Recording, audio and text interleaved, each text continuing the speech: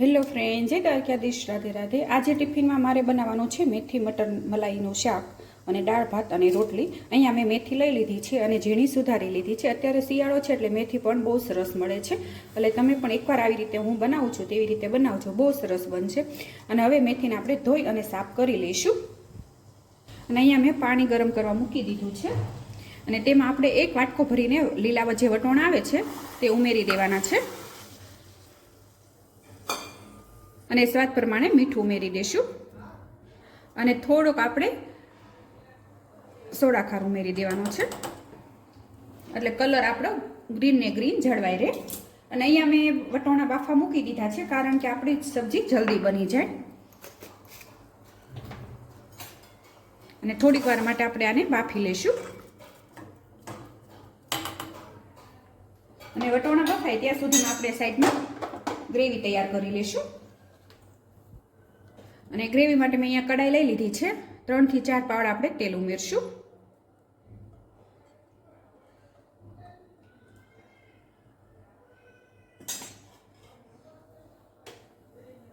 તેલ ગરમ થઈ ગયું છે, આપણે થોડુંક જીરું ઉમેરશું અને અહીંયા મેં બધા ખડા મસાલા લીધા છે, જાવંત્રી, તીખા, લવિંગ, તમાલપત્ર અને એક સૂકું મરચું, તેને ઉમેરી દઈશું અને થોડીક વાર માટે આપણે એને સાતળી લઈશું।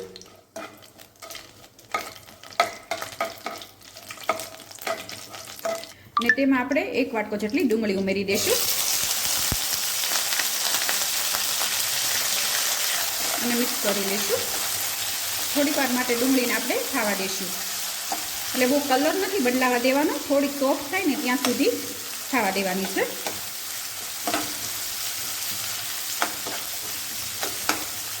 અને સ્વાદ પ્રમાણે મીઠું ઉમેરી દઈશું।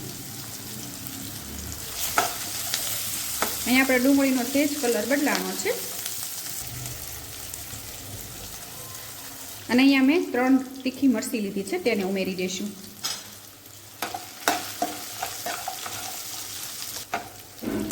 અને થોડીક વાર માટે ઠરવા દઈશું અને પછી ગ્રેવી બનાવી લઈશું।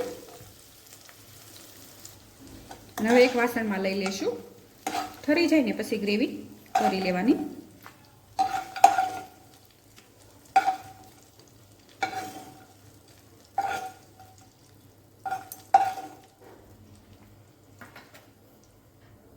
અને જે આપણે ગ્રેવીની તૈયારી કરી હતી એ જ કડાઈમાં આપણે થોડુંક બટર ઉમેરી દઈશું અને તમારી પાસે બટર ન હોય તો તમે ઘી પણ લઈ શકો, પણ બટરથી થોડોક વધારે સ્વાદ આવશે।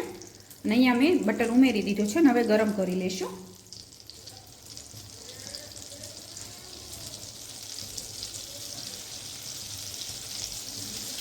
અને અહીંયા મેં મેથીને પણ સરસ ધોઈ લીધી છે અને અહીંયા બટર ગરમ થઈ ગયું છે, થોડીક આપણે હિંગ ઉમેરવાની છે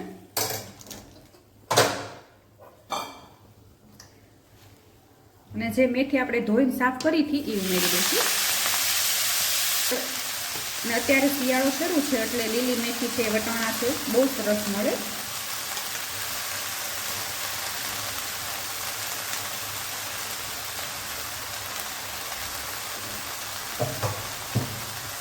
અને સ્વાદ પ્રમાણે મીઠું ઉમેરી દઈશું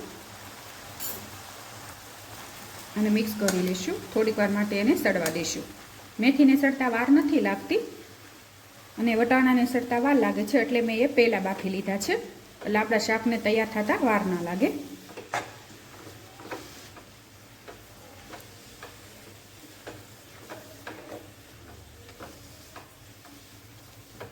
અને ઢાંકીને થોડીક વાર માટે થવા દઈશું।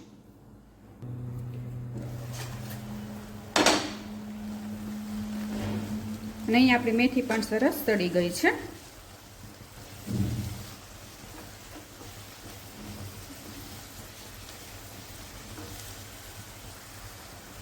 થોડીક હળદર ઉમેરશું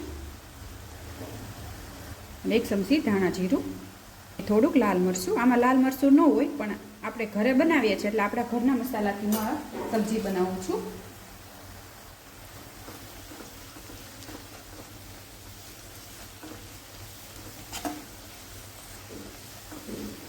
અને મસાલા આપણે સરસ મિક્સ થઈ ગયા છે અને જે આપણે વટોણા બાફીને રાખ્યા છે તે ઉમેરી દઈશું। આવી રીતે જો તમે પહેલાં વટાણા બાફી રાખો ને તો તમારા શાક બનતા જરાય વાર નથી લાગતી। અને અહીંયા તમને જો મેથીમાં કડવાશ લાગતી હોય તો તમે સેજ ખાંડ ઉમેરી શકો.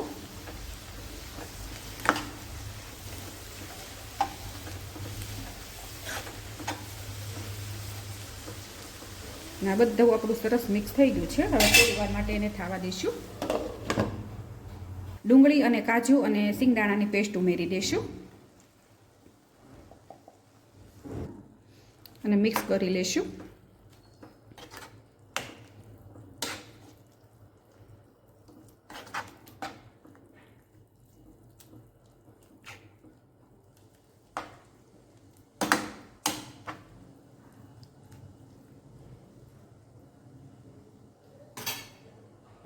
અને થોડુંક પાણી ઉમેરી દઈશું. થોડીક વાર માટે થવા દઈશું.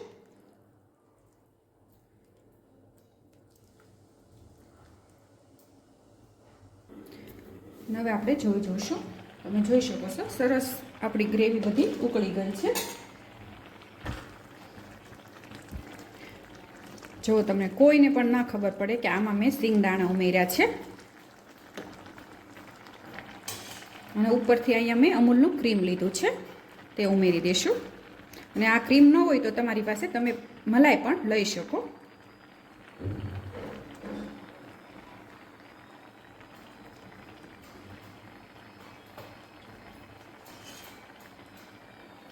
અને ગરમ મસાલો ઉમેરી દઈશું.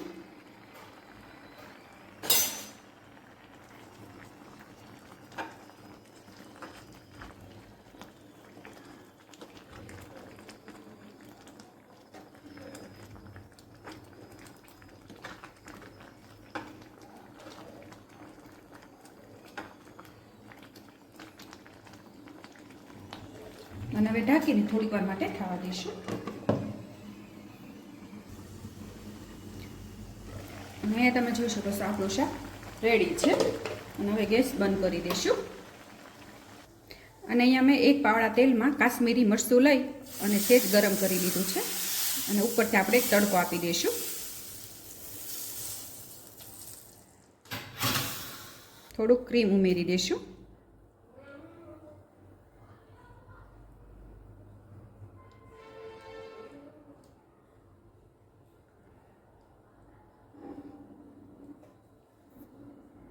અને ઉપરથી થોડી કોથમીર ઉમેરી દઈશું.